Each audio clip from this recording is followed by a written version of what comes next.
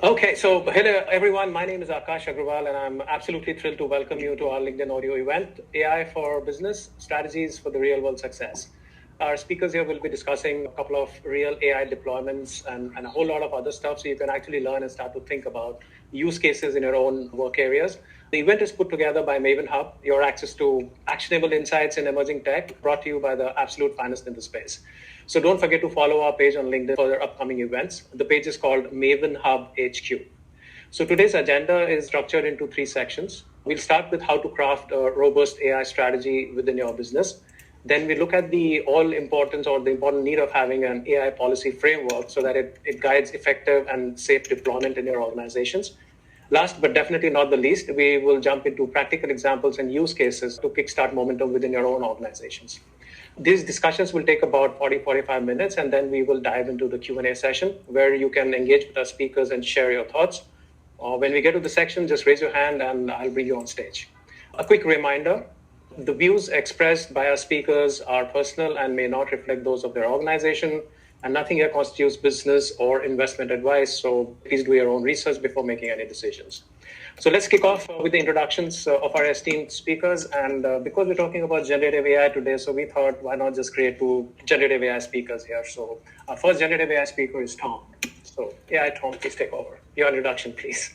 Thank you, Akash. Sean, good to be with you on this LinkedIn event. But the short intro from me is I'm sort of 25 years in digital. I can see a couple of people on here that I know that I've worked with before, which is great. Ran a digital agency, took a break, decided not to go back and wondered what to do next. And basically Roy followed me about for about 6 months, pestering me to start something new in AI, which he knew more about than I did at that time. I know more about it now than he does, but at that time he knew more about it, and basically, just whittled me down until I said yes. And so that was kind of how we got to starting Generate, which is where we are today.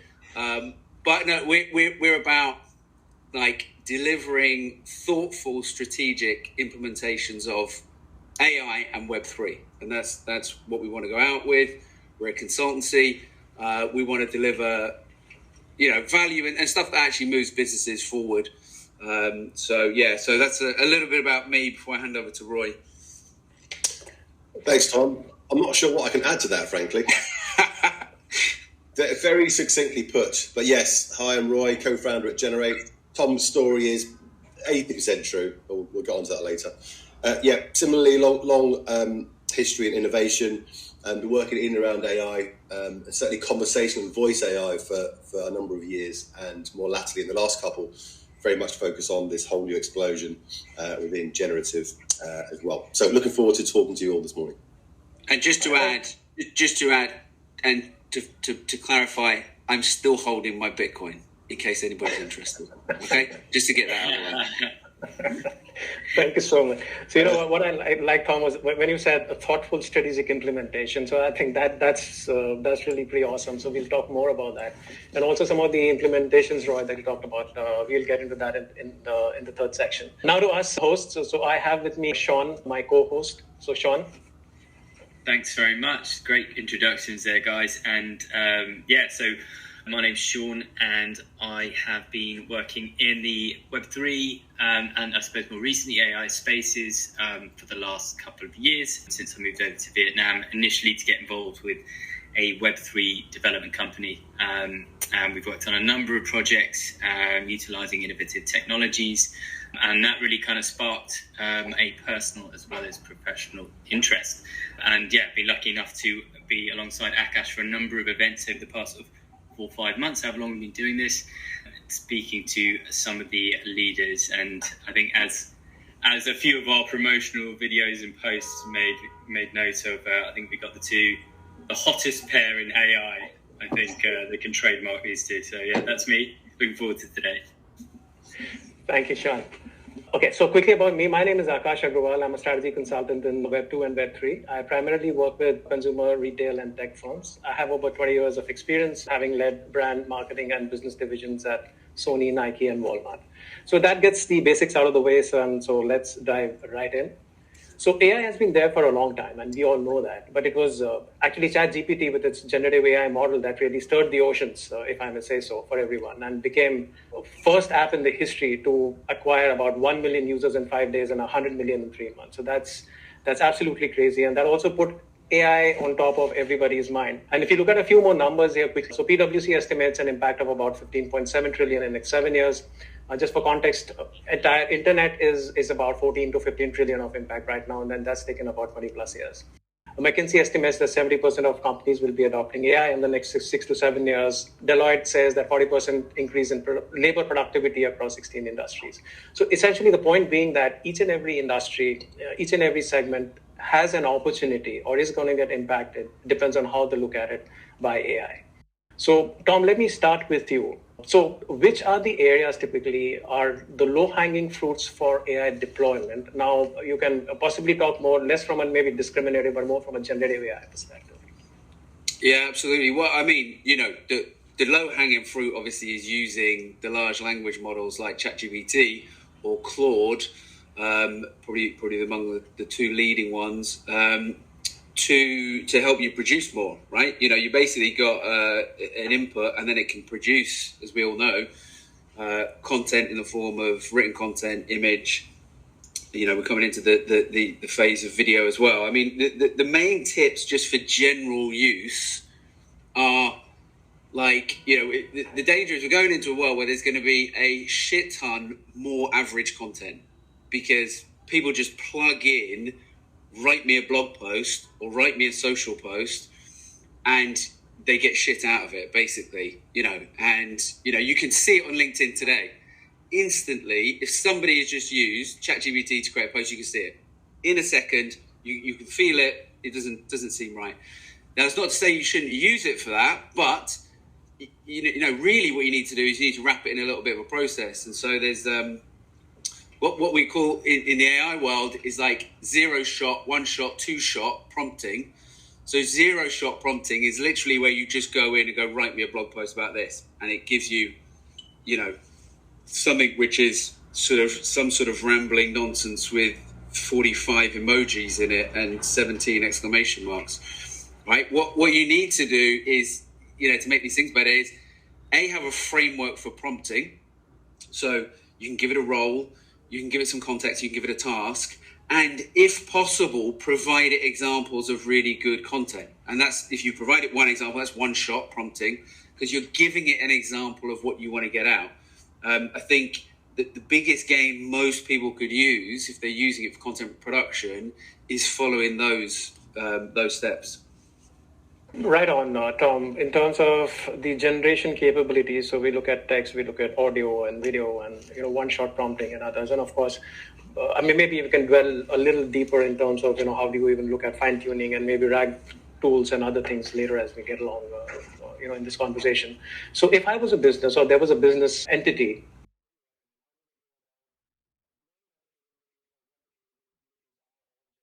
how do they go about identifying within their businesses what could be those challenges and opportunities that AI could actually address? So how do they start to filter those or identify those or areas of impact within the business? Do you want to take this, Roy? Yeah, sure, I'll jump in. Well, yeah, it's a great question. And identifying those specific challenges is really the first thing. I mean, as an output, Tom rightly says, content marketing and communications is a big use case for sure. It's very visible as well and quite trackable. But if you step back just a little bit to where you identify business challenges and how, really it's one of the first things we always do is analyze the existing workflows for efficiency bottlenecks. That's the key use case really, because analyzing where the low-hanging fruit, as it were, is one of the first steps, because you need to make sure your AI use case has a reason, has some ROI behind it, and get people behind it. So analysing that is the first one. And then pinpointing those repetitive kind of high volume tasks, I guess, is the other part, which is once you do that around those specific business challenges, then you can kind of lead from there saying, okay, well, actually, it's our data that's the challenge. We haven't got enough, or often we've got too much but aren't utilising it properly. Or indeed, we've got a content campaign, or it might be any of those number of things, actually. So if you identify those kind of with data-driven decision-making, that obviously helps. And then from there, you kind of look through customer improvements and opportunities, and assessing kind of the landscape of kind of trends, broadly speaking. But for low-hanging fruit, I think it's looking at those existing workflows initially and understanding where the bottlenecks are and working from there, I think works pretty well. Very well said, Roy. So when you talk of identifying workflows, I think that really is the very important aspect, because many a times what happens is people think more in terms of jobs, whereas job is actually a collection of tasks or collection of workflows. So if we can actually identify those specific tasks that generative AI is tuned in to handle much more effectively, that helps to create that funnel. And then, as you talked about, what those specific repetitive high volume tasks are. So, and then can I do that? So great points there. So I'll move on to the next question. So in terms of course, when we get into the deployment scenario or we are assessing a particular deployment project, resources, of course, need to be assessed. So what are those internal resources that organizations should be looking at, which could be crucial or determine the success or the failure of the project? Yeah, well, I mean, just to take one step back on that as well, and give you some context in terms of like real world projects. There, we work with a client exactly as Roy described. There, went through their business by looking at their individual departments and running stakeholder interviews and running some analysis on what they were doing from a repetitive task basis, and also from a lens of where do they need more data but they don't have it, or where do they have a load of data but they got no insight out of it. Right, are the other things, and we ended up identifying 110 areas in this business that could be improved with AI. Now, the step after that is then to look at those through a lens of which ones match our strategic objectives most closely, because every business is going to have 3 to 5 things that are most important that they're attempting to do in the next 12 months. So then you wanted to map, okay, of all these things we could do, which ones get us closer to achieving what we want to achieve this year?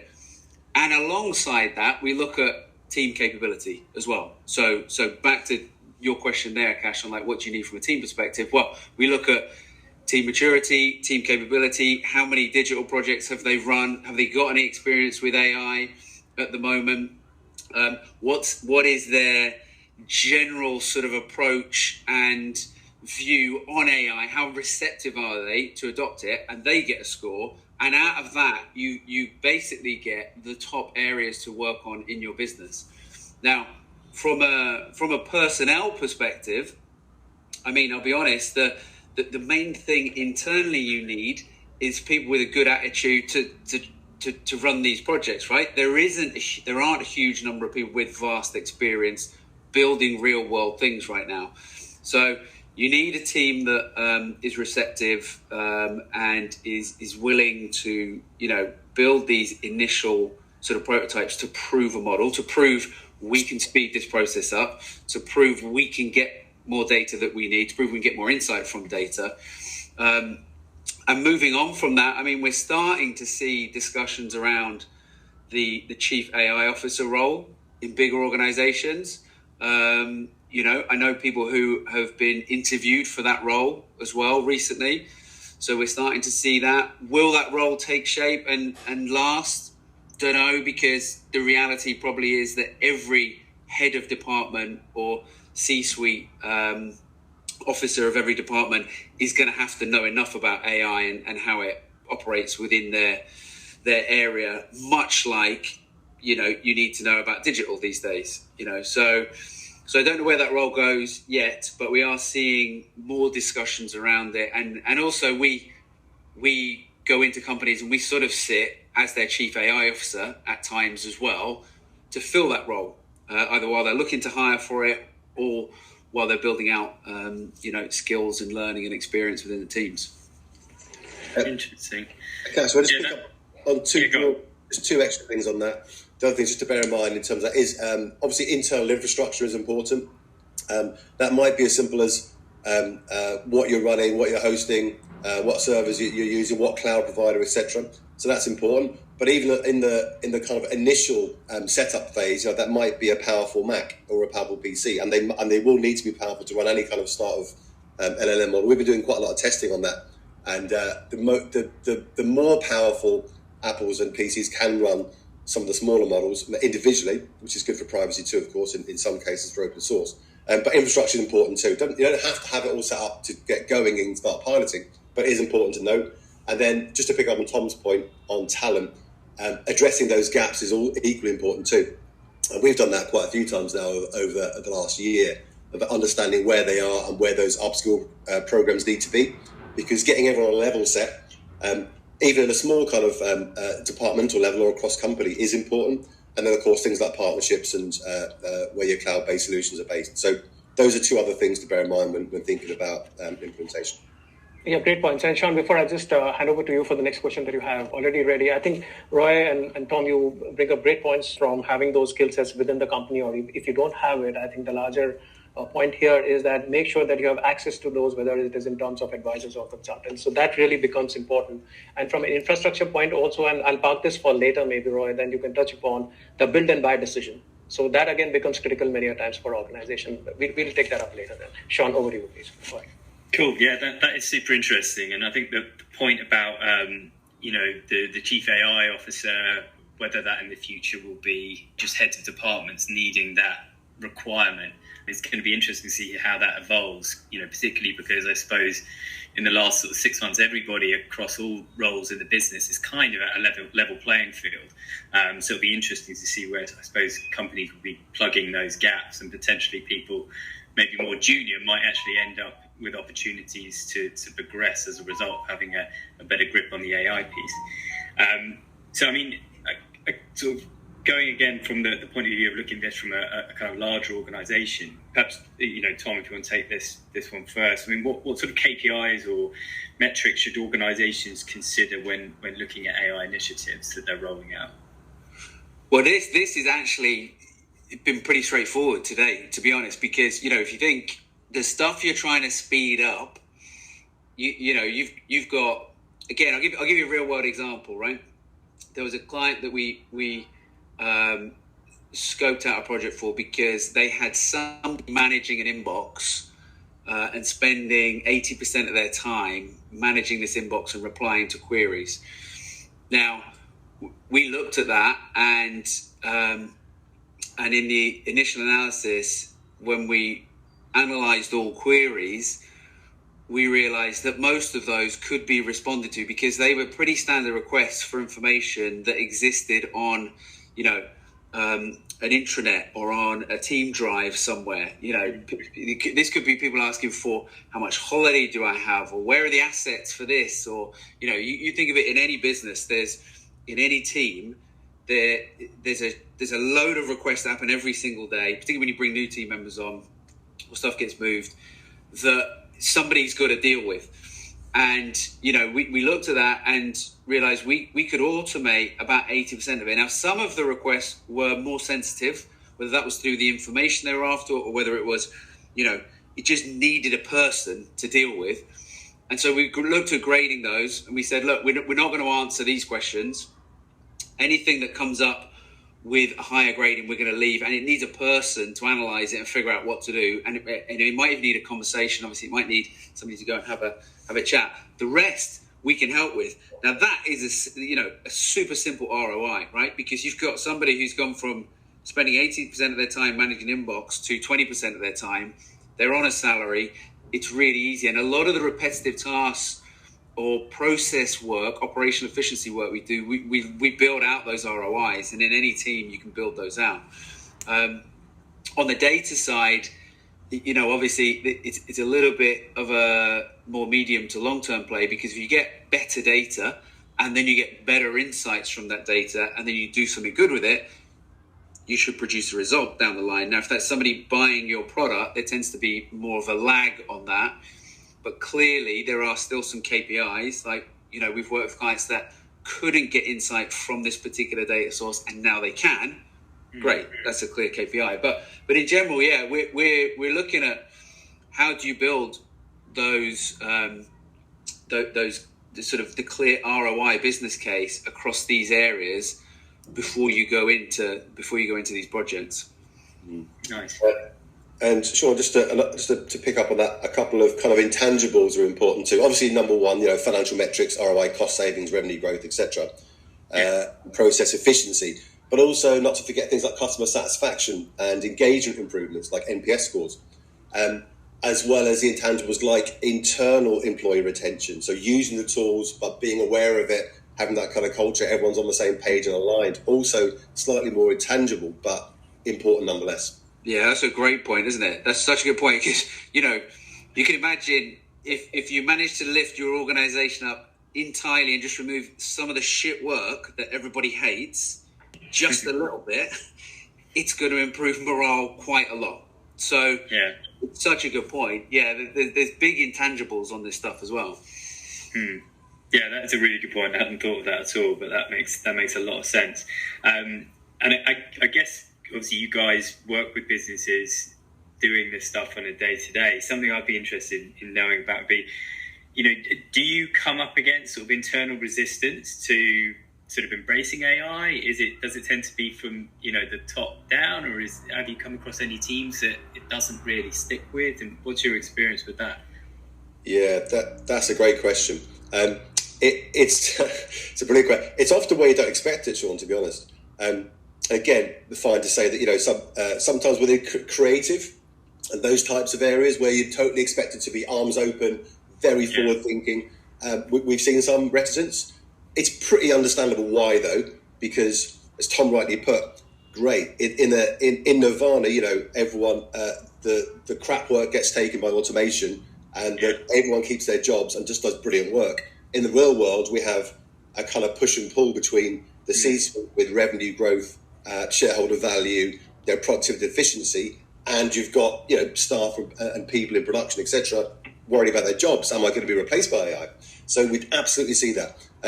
But interestingly, across sector, just to pick up one other thing, we've got clients in finance and in healthcare and some of the kind of more regulated areas that they're very, very, very upfront about their use cases, where they see the kind of efficiency and the growth and potential. So it's interesting, because it is such a fast moving space. It changes kind of month by month, and we've seen that moving over time. But I would say it's the fear factor is less than it was. And actually, we run some training for large organisations. We're doing about, I think, 50 or so at the moment in internal comms, and we ran one before Christmas. And the fear factor was up around sort of like 8-10%, and it dropped down to sort of 5 or 6. So it's interesting that it moves very quickly, and this is such a fast moving place. Interesting. That is really interesting. Yeah. Some great points there. Absolutely. So I think somewhere it also boils down to the culture of the organization in terms of, you know, how communicative they are, or how they encourage people to take risks and other things. And of course, so when you talk of education, there is maybe a fear of the unknown, because what people read outside that AI is going to replace me. So I think that's where education also comes and plays a much important role in terms of adoption or acceptance of whatever new initiatives that the organizations are, you know, trying to implement. So awesome. So now we'll get into the next section where we talk about the AI policy framework. So this question is open to you both. What has been your experience really so far? So when you reach out to clients, do they even have some sort of an AI policy framework, or where do you all tend to start? Yeah, well, definitely more so. This is an area that was growing. I mean, only 6 to 9 months ago, I think the stats on research from one of the big consultancies was that only 20% of companies had an AI policy. I think that's changing. That definitely feels like it's changing in our world. Quite a lot of our clients have got the basics of an AI policy put together. So I think it's certainly changing. You know, the reality is the AI policy can start small and grow from there, right? You know, what you're trying to do with an AI policy initially is set some clear guidelines of like how you're going to approach and use AI. You ideally want to promote responsible use within your organization, or thoughtful use. So you're not going to be able to document every single use case. You're going to want to make sure your teams have some thought and some structures that they can apply when approaching AI, i.e., don't put highly confidential information into any platform that you come across, right? Don't put PII, personally identifiable information, into any platform you come across, because we're probably going to get into trouble like you would in GDPR land anyway. So like we need some guidelines for responsible use. That can extend into things like ethical considerations and privacy. And then, you know, there's discussions around for each company, and it's going to be different, what level of transparency you want to work towards. As in, are you going to mark all content you produce with a little stamp that says it was built with AI? Or where there's processes where AI is used, but the output is ultimately human output, are you going to say this was created in conjunction with AI? Or are you just going to write that into your terms and conditions or privacy policy? So, really it's a set of guidelines. We've built them for clients that are super simple, 3 pages. We've also got a heavyweight version which takes the ISO AI management system and helps apply that, and then looks across things like your leadership approach, your testing and regression testing approach, a whole range of different things to make it really comprehensive. But the starting point is just okay, what are we doing? Are we aligned? Do people understand some of the key pitfalls and how are we going to use this stuff? And that's really the basis. And these policies are going to evolve quite quickly over time. Yeah, I think that really is the important point, that, it has to, once you make a beginning, you have to realize that it's going to continuously evolve. So you need to build in those checks and balances, or even early warnings that get surfaced, so that you're able to quickly adapt and evolve from there on. And probably that is really the best way. But I think navigating all of this area is still going to be challenging right now. Because like you rightly said, in terms of the outputs, are we going to stamp it and say that this was AI or this was AI and human? And how do we even take it forward? And then the privacy concerns along with that. The other aspect, of course, when you talk of LLMs or these large language models, there's always a huge potential of bias. Now, you may not be using the LLM via the web where there's a larger application, but you air gap it and then you still do it, fine tune it for your own specific purposes. But then what would be your advice to people listening here and to organizations in terms of steps do you recommend they take to mitigate those potential biases that just might creep in from getting out, really, and impacting employees and even external stakeholders like customers? Sure. Well, I think the first thing is the diverse data sets. I mean, obviously, as you mentioned, Akesh, it's different models have, a lot of the proprietary models like OpenAI are closed, so we don't know what's in them. And there's a burgeoning open source play as well from some of the other players who don't want to be left out of this whole AI wave anyway. So the diverse data sets is important. And of course, fine tuning your own models and only using a mix of LLMs and RAG architecture potentially. Some models are only being trained on your data, which you have more control over, is definitely a direction of travel. There is several conversations about explainable AI, and that's becoming more important and being more open over time, because to reference the last question, the regulatory environment's changing quickly too. I mean, the UK has a very pro-innovation approach, and there won't be new laws coming as we understand it, which will be done by sector and by regulatory body. But of course, the EU AI law will be coming into effect soon. I think businesses have a couple of years to get the ducks in line. But that will hold, absolutely, depending on your kind of risk level of how you're using AI, will definitely hold issues around ethical considerations and making sure that there's no potential bias and so forth.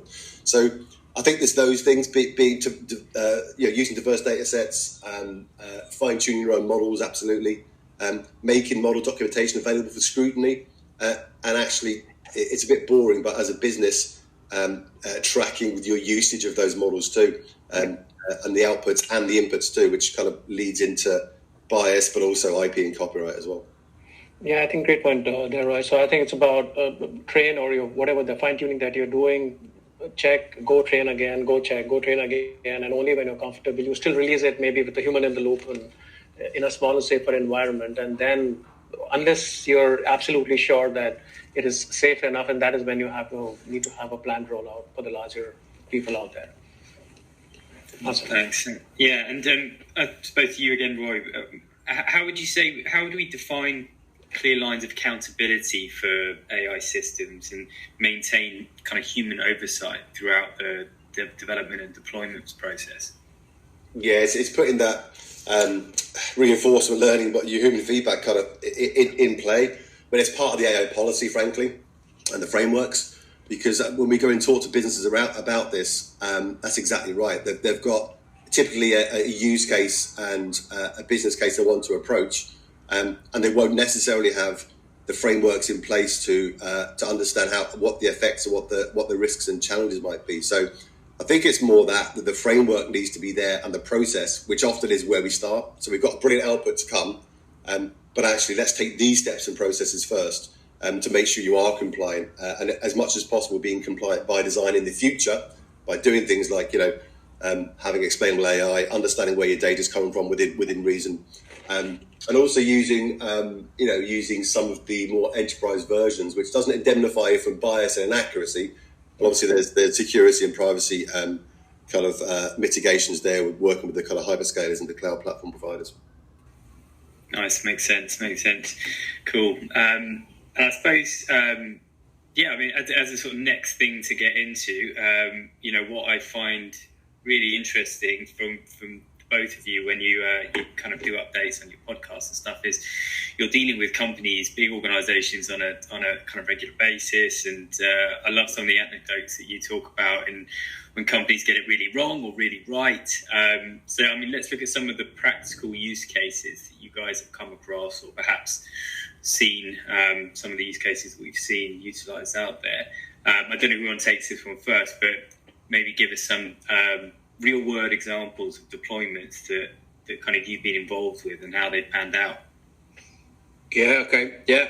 Well, there's a couple of good ones actually. Probably one on the more automation side and one on the data side.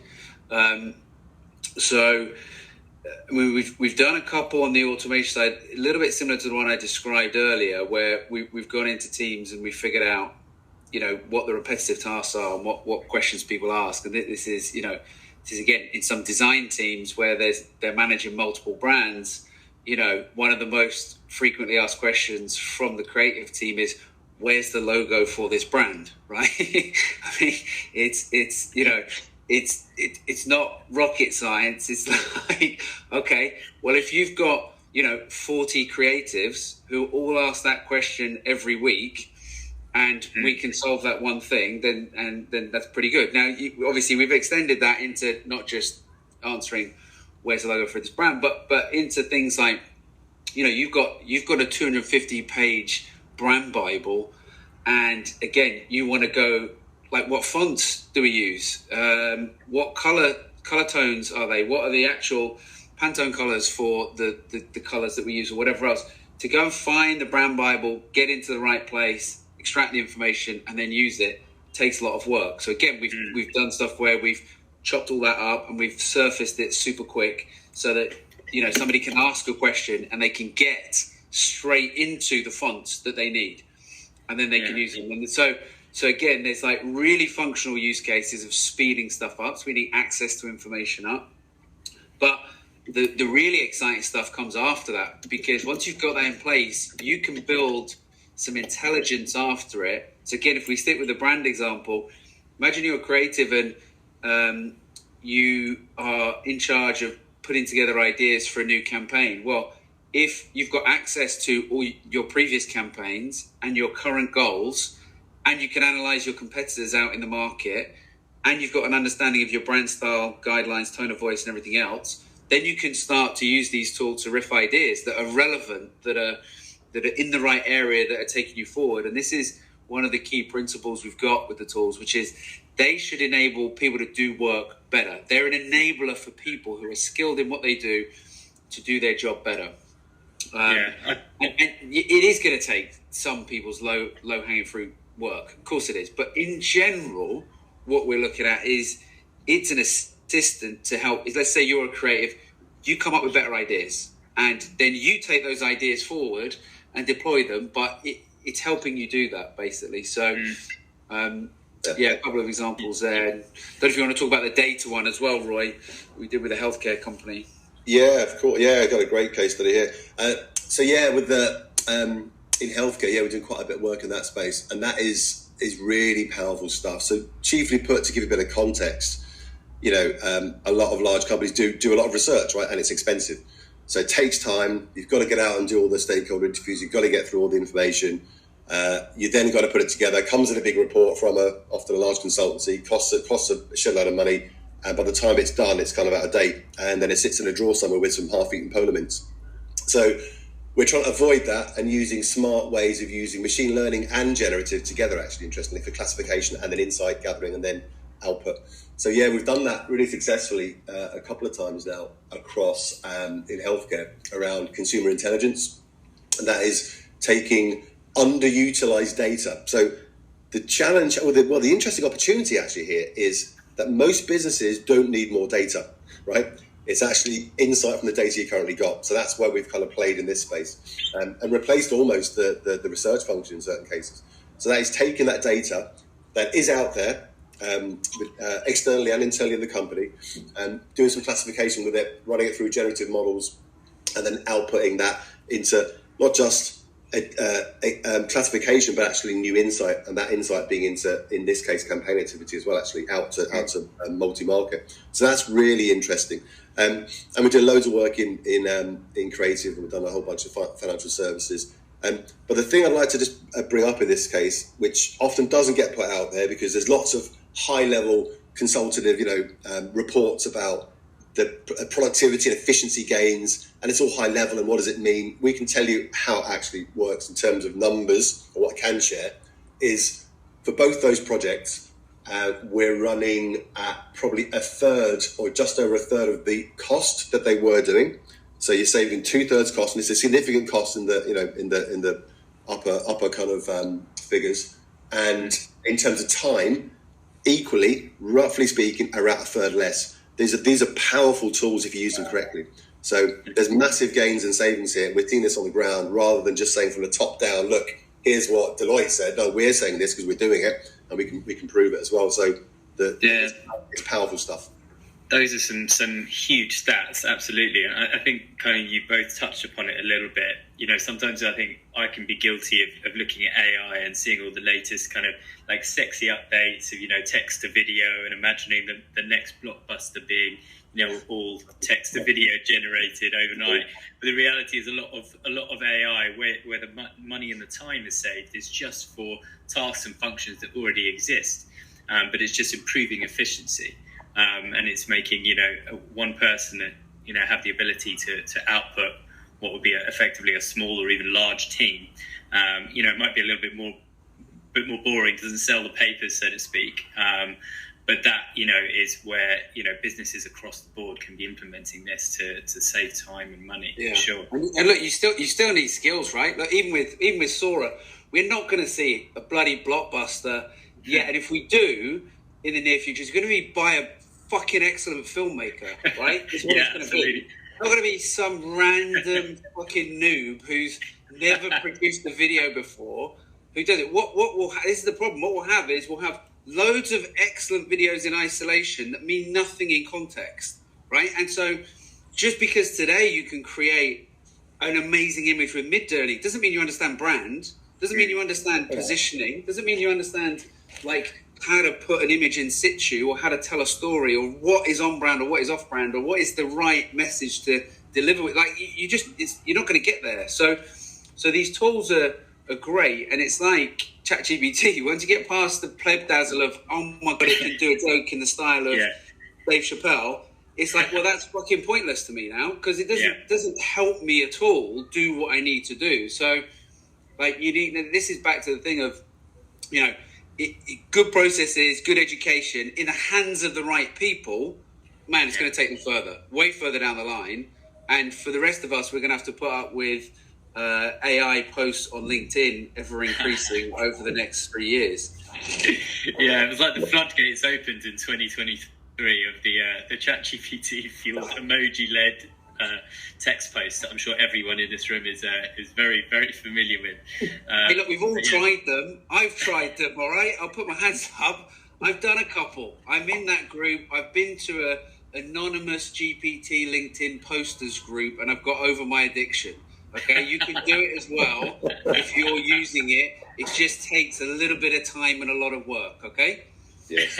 Tom, I'm going to build on that point what you said just a while ago, that unless you know what brand is or what positioning is, there's no way that ChatGPT or any LLM model is ever going to help you create anything out of it. Extend to that our brains are always using the path of least resistance, and therefore, the way we got addicted to our devices and phones for every goddamn thing, The same thing is actually happening with AI now, because you don't want to use your brains to write an email or whatever, just jump in and type it out and send it out. So the question is, are we going to be breeding a next generation of stupid people? Yes. Yeah, I mean, we're already suffering, aren't we, with like attention spans and focus and the ability to do deep work and everything else. So yeah, we have to be careful of that. Yeah, it's a, you know, we are going to have way more people who've written a presentation that looks like they know a lot about a subject and they don't actually know anything about it. Yeah, I mean, exactly. Yeah. Yeah, we fail miserably with mobile phones. Yeah, exactly. Yeah, it's interesting, Cash, just to pick up on that with some of the work we're doing with on the training side. We're having a very interesting discussion with a bunch of very large orgs last week about is AI killing creativity? Yes.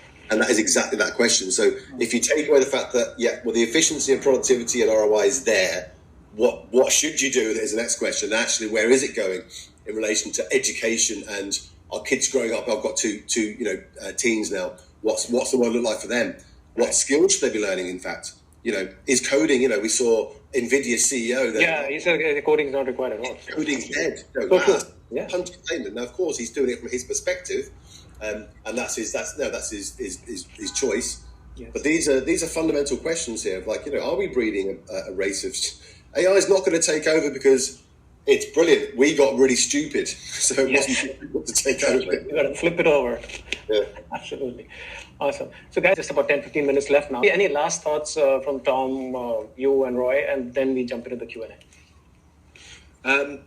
No, I mean, last thoughts again. Just that I think this tech it feels a little bit like the beginning of the internet did in terms of impact. And so, but the best advice we give to clients, the best advice I think you can take away from this is for the long haul, not the short haul. So the more you can think that way, the more you can think about increasing your understanding, your knowledge, how you incorporate it, and less hacks, the better. I mean, there's 1,000 people who sell you hacks for AI, but the reality is, if you look at who succeeded in digital over the long term, it wasn't the people who tried to hack it. It was the people who went, shit, this is going to be here for the next 20 years, 30 years, or indefinitely, and we need to build over time experience and teams and ways to use this in an effective way. So that to me is the biggest takeaway I could give to people.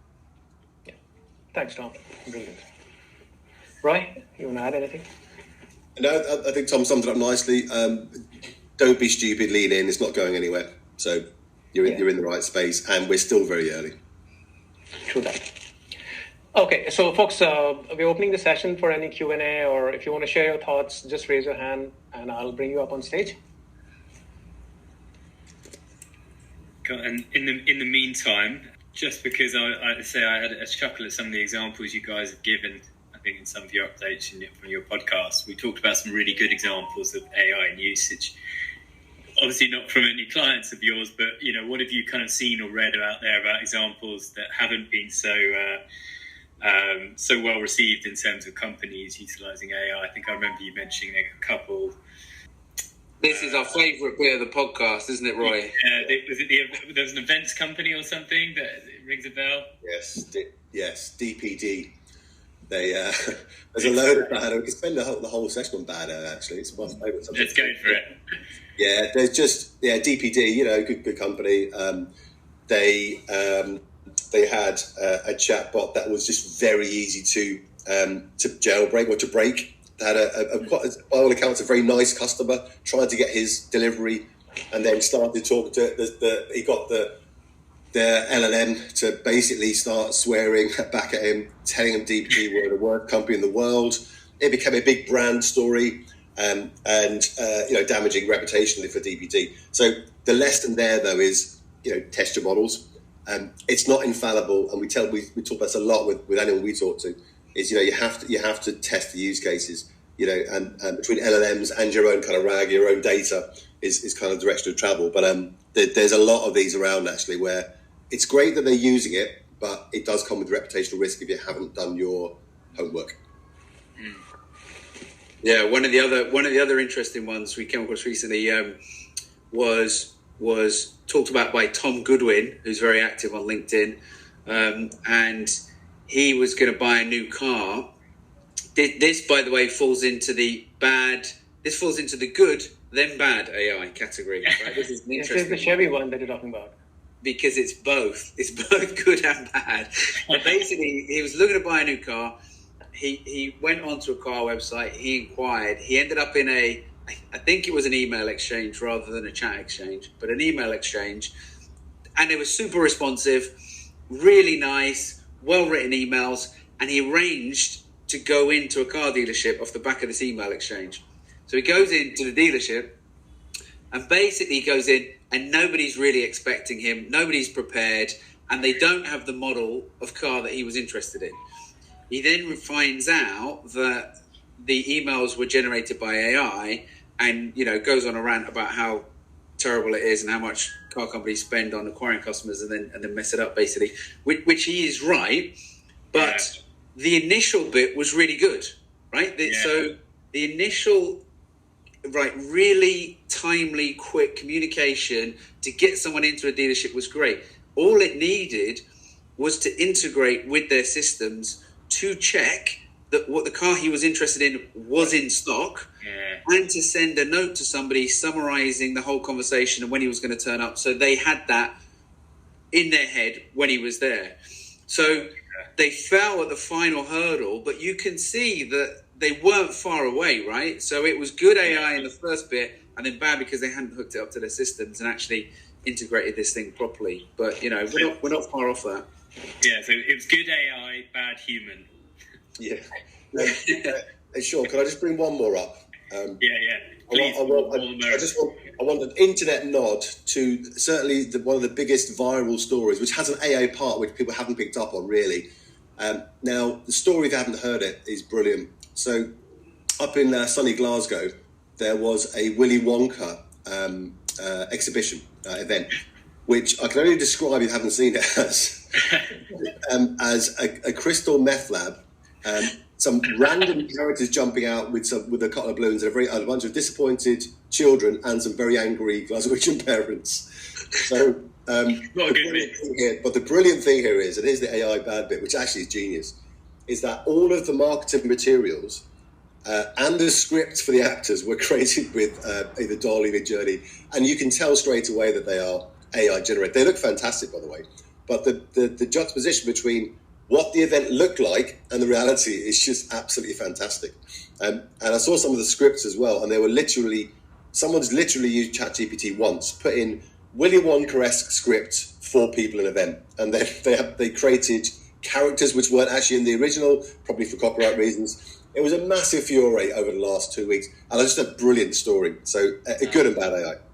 Oh, that's fantastic! I actually didn't know the link with AI there, but I saw some of the videos that have gone viral from that thing. I want to go there. I think we should set it up. I really do. It's just brilliant. Absolutely brilliant. They charge people, I think it's like 60 quid a head or something. Yeah, something like that. Yeah, AI versus reality. That's basically the bottom line. So I think while we are laughing about it, I think there's a great amount of learning, for companies who are actually trying to implement stuff. So you go out and check repeatedly before you go out and just make it available to your customers and whoever the stakeholders are. So great. I think somebody was mentioning the other day that one of the car companies, I think it was Chevy's bot got hacked into delivering a Chevy for $1 or something like that. So yes, yeah. I think that. So that's absolutely crazy, right? So the point is, such a powerful tech, but then you really need to, go out and be sure in terms of what you're releasing out in the wild. It's awesome. Yeah. I can't believe we haven't had any questions, especially since we've got Zach Darris on the call. Zach, I think you need to come up. Can be stopped from talking. I don't know if he's still there. He's left now. No. Where is he? All right, cool. So if there are no questions, then probably we can call it a day, guys. Sounds good. Something else to add? No, it was great. Thank you for having us on today.